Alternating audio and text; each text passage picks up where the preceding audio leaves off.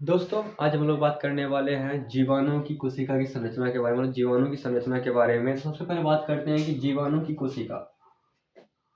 जीवाणु की कोशिका जो है वो कोशिका झिल्ली से घिरी होती है।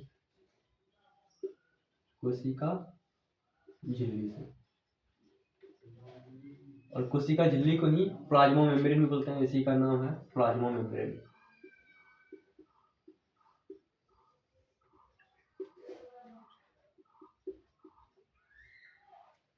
जीवाणु की कोशिका जो है वो कोशिका झिल्ली से घिरी हुई होती है।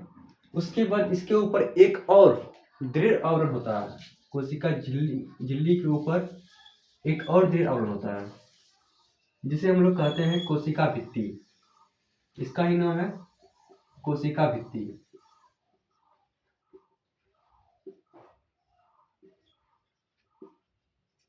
इसमें गौर करने वाली बात यह है कि जैसे पादप की कोशिका भित्ति सेल्यूलोज से बनी होती है, जबकि इसकी कोशिका भित्ति सेल्यूलोज से बनी हुई नहीं होती है।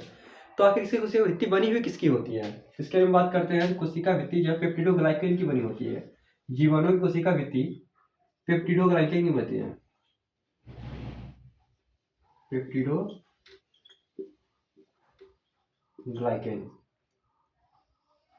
जीवाणु की कोशिका भित्ति पेप्टिडोग्लाइकेन की बनी हुई होती है।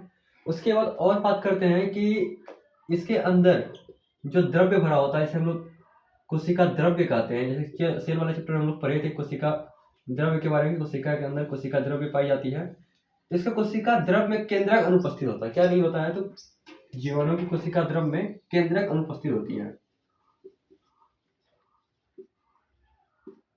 कोशिका द्रव्य तो है, कोशिका द्रव्य में केंद्रक नहीं है।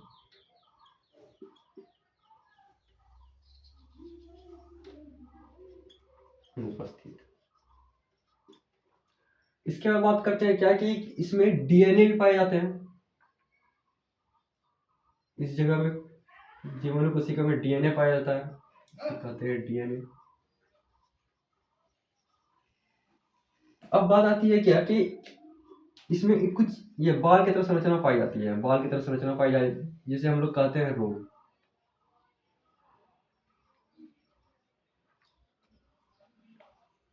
बाल की तरह संरचना से क्या कहते हैं हम लोग?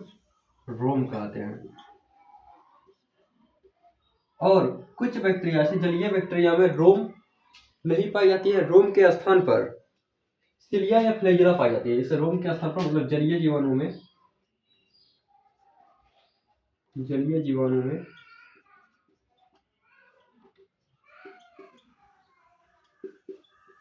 रोम के स्थान पर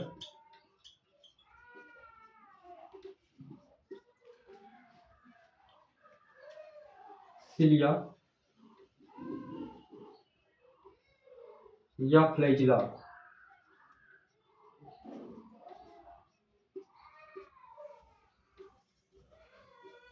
पाया जाता। फ्लैजिला गलत लिखा जाएगा।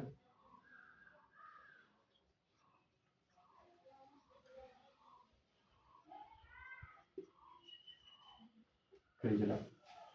इसके बाद कुछ जीवाणु में स्थलीय जीवाणु भी हो सकता है। रोम के स्थान पर इसमें पाया जाता है फिम्बरी पाया जाता है। फिम्बरी। और ये फिम्बरी और ये सिलिया फ्लैजिला जो होता है जीवाणु के गति में सहायक है, गति करने में सहायक।